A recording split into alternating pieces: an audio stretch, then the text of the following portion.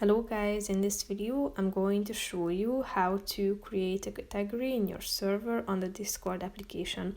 But first I just want to mention, don't forget to subscribe to my channel because at 10,000 subscribers I am going to show you my whole YouTube revenue statistics and growth strategy, how to make money online. Now let's jump into it. First of all, open the app on your phone, click on the Discord button down below on the left side corner and select the icon or image of your server on the left side at the top of the screen.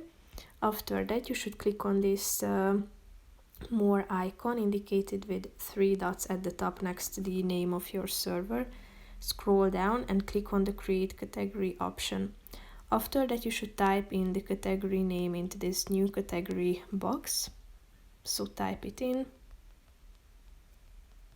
After that you have the chance to set it to private, meaning that only the selected members and roles will be able to view this category. Same channels in this category will automatically match to this setting. So if you want to set it to private, click on this button on the right side of the screen, and after that tap on the next button at the top. Then you should select the members and roles and then click on this button in the upper right corner of the screen, and then your category will be created and it appears here as you can see in the middle of the screen. So that's it for this video guys, see you in the next one, bye bye.